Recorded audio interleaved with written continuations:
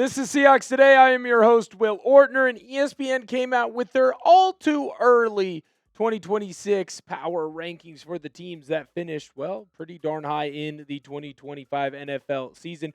Who's going to be the top team? Well, we'll have to see. But what ESPN also does is tells us what the Seattle Seahawks need to do this offseason, especially in free agency, to make sure that they have a shot at going back-to-back. If you want to help us grow the show, if you want the Seattle Seahawks to have back-to-back Super Bowl champions do something that the LOB did not, make sure that you go in and share this video. We're trying to grow our Seahawks Today reach. Right now, we're at 84,000 subscribers. Can we get to 100K before the start of next football season? Help us out. Hit that share button so more people can find the channel and hit that subscribe button.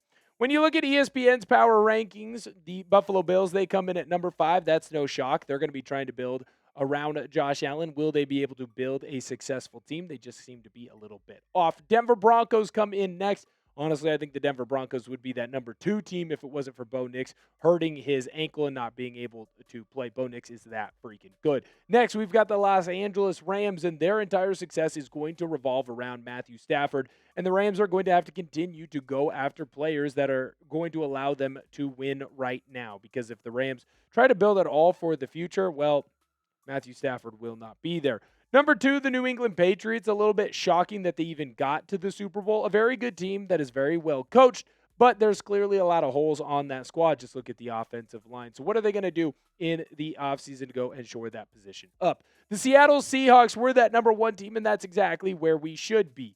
The Seahawks were the best team in the National Football League all year long and didn't get the respect that they deserved, in my opinion. When you look at this Seahawks squad, not only are we really good on the defensive side of the football, but offensively, the Seahawks continue to get better and better. Here's the beauty of what this offseason can entail for the Seahawks, is there's a lot of cap room. The Seahawks have a lot of money that they can still use towards some of the top players that they need to re-sign. So how should the Seahawks kind of attack this offseason? Should they really focus a lot on players in a win-now mode? Should they continue to try and build for the future? Somewhere in between. We're going to look really at some of the contract extensions that the Seahawks should make and who are some of the players that I believe the Seahawks should re-sign.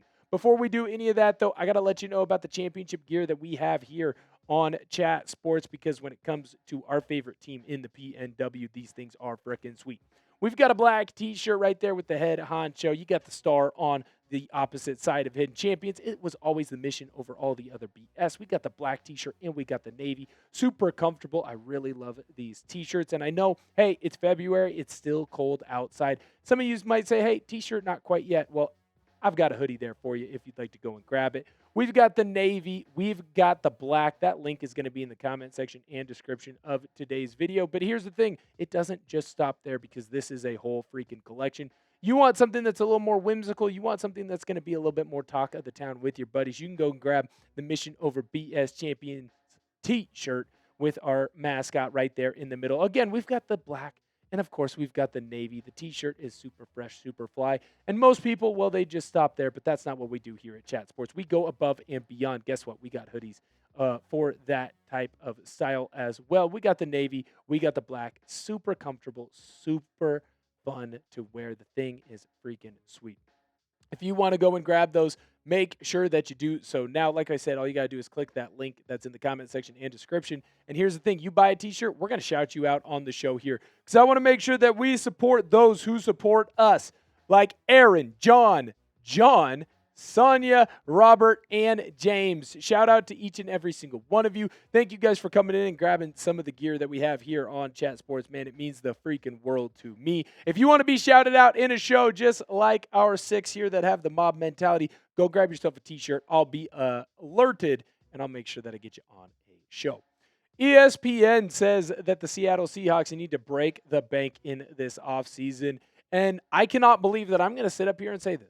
I cannot believe that I am going to listen to what ESPN has to say and say that ESPN is absolutely correct. ESPN has this absolutely nailed, because when you look at the teams with the most amount of cap space in the National Football League, the Seattle Seahawks right now are in 5th place. Of course, the Tennessee Titans, they're number 1. Well, guess what? The Tennessee Titans suck. Raiders, 2, suck. Jets, suck. They're all in the top 3. Now, the Chargers, they're in that 4th spot. Hey, that's a very good team. But the Seahawks, the fact that they just won the Super Bowl and have the 5th most cap space, that allows them to have a really special offseason because there's a couple of players that the Seahawks should really dive into getting them their contract extensions so we don't have to worry about any of the extra BS with a potential offseason looming where they could go into free agency. Not obviously this offseason, but the year after. Brady Henderson of ESPN had this to say on those two players. Two of the Seahawks' best players, wide receiver Jaxon Smith-Njigba and cornerback Devon Witherspoon, will be eligible for extensions that could each top $30 million per year in new money. Now, what is Brady Henderson here talking about? He, of course, is saying that if the Seahawks want to get their players locked up early, they can do so now. When you look at JSN, obviously the NFL Offensive Player of the Year, he had a fantastic season, over 1,700 yards, almost to 1,800 receiving yards. Dude had all kinds of touchdowns, all kinds of space. The guy was absolutely electric and had a fantastic year.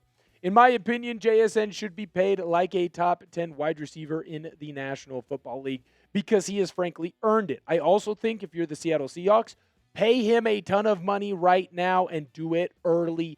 Pay him, almost overpay him now and give him a lot of years on that contract because it's going to look a lot better in the long run. When you look at the 10 highest paid wide receivers per year, I think that this is a good spot to really look at. Do I think that Jaxon Smith-Njigba will get Jamar Chase money? Not necessarily, but it also wouldn't shock me. I believe if you go and get a contract extension signed for JSN, I would put him somewhere in that 3-2-1 range. I don't know if he completely resets the market, although that does kind of seem to be what everybody does now. Once you are having success in the National Football League, you just end up becoming the next highest paid player in that position. Seattle should just go take care of it. Don't worry about it. Don't think about it. Just pay him. Whatever you owe him, whatever he wants, take care of JSN. Keep him in Seattle because the dude is an absolute beast and he can really make this offense go. Jaxon Smith-Njigba should be the highest paid wide receiver in the National Football League. If you agree with me, let me know down below in the comment section. You can agree or disagree. If you choose to disagree, just make sure that you cite your sources. Let me know why you disagree with me. The other person that Brady Henderson mentioned in that quote there is Devon Witherspoon. In my opinion, pay the man. That dude deserves it all. PFF's highest graded out cornerback throughout the 2025 NFL season. He also had 2 big sacks in that Super Bowl. The guy flies around. He just makes gigantic plays for this Seahawks team. And in my opinion, man, I don't know how you don't pay the man. Make sure that you subscribe to the channel because the minute that the Seahawks make any moves in free agency, once they are able to, we're going to have videos up on the channel here for you, so don't miss out. Make sure that you come on in and hit that sub button. We're going to look now at some of the free agents that I believe the Seahawks must re-sign and keep in Seattle. And, of course, the very first person that we're going to talk about is wide receiver Rashid Shaheed. Now, the need for speed Shaheed is a player that had a lot of success in Seattle, and I actually do think that there's still a lot of meat left on the bone when it comes to Rashid Shaheed. So we're going to look at the true stat line for him when we look at, one, he's got multiple years left still in the tank. I think that he can play for quite some time. But when you look at the receiving yards for Shaheed, the stat line to me is actually misleading because most of his receiving stats came when Shaheed was still in New Orleans prior to the trade. I think the Seahawks can still find a way to unlock him, and that will lead to a lot of success for this offense, especially when you give up a 4th and 5th round pick for him. When you look at the trade that the Seahawks made at that halfway point at the trade deadline this NFL season, I think it was the right trade because you got a player that helped reset and restart games on these special teams. And frankly, I think that Shaheed is an electric talent, and I can't wait to see what he can do with Torrey Horton being fully healthy, another guy who can get into the defense's backfield rather quickly. If you're going to give up that much in trade capital and you have a guy that has some meat left on the bone when it comes to his offensive skill set, make sure that you go and do that. Kenneth Walker is the next player that I think the Seahawks should re-sign or, frankly, tag. I don't really care. Just make sure that you keep him in Seattle. Kenneth Walker, the last 6 weeks of the football season, was an absolute star for the Seahawks, and he made this offense really go. When you look at his regular season stats, they're going to be misleading because while he barely has over 1,000 yards, I think that if he was the main back for most of this year, he would be a lot closer to that 1,500 mark. Kenneth Walker is a very good player, and it felt like it took him a little bit to really understand what this offense was going to be and what they needed it to be. But once it got figured out, dude, he absolutely crushed it. I love Kenneth Walker. I want to make sure that he stays in Seattle. The next running back, or the next player that we're going to talk about, not a running back, silly me. We're going to be talking about cornerback Riq Woolen, and I get that he can be a little bit controversial when it comes to the faithful here in Seattle. But in my personal opinion, make sure that you keep Riq Woolen in Seattle. The guy is an absolute star, and I felt like he got better after every single game in Seattle. When you look at his stat line, of course, it's going to be a little bit misleading, having a bunch of pass breakups, but frankly, it felt like he missed a couple. Only one interception, but I still think that is a good mark for him. A bunch of tackles, and it seemed like Riq Woolen wasn't afraid to really add himself into the tackling game. I think that he kind of understood Mike McDonald's system more and more as the year went on. And frankly, I just want him to stay in Seattle. Last guy that we need to talk about is Coby Bryant, although he certainly would not be the last guy that I would talk about when it comes to paying a player in Seattle. I would pay Coby Bryant. I'd pay him a lot of money. I'd pay him very quickly. This year, there was a lot of injuries in that secondary, and Coby Bryant stepped up whenever Seattle called upon him.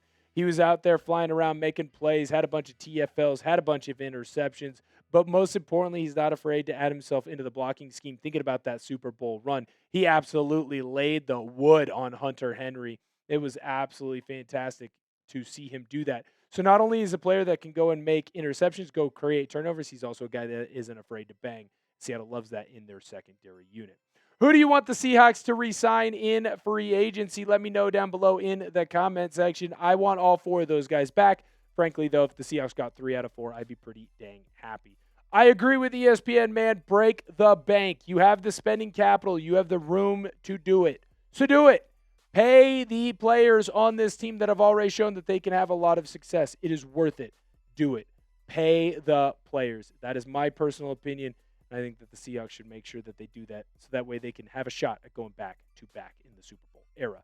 Share this video on social media. Help us continue to grow the show, grow the brand, man. Seahawks today, we've had a fantastic first 6 months, but we're not going to rest on our laurels. We're not just going to sit back on having a good Super Bowl run. We are going to be a show that continues to put out great content every single day for you. Thank you guys so much for viewing today's video, and I'll catch you guys next time.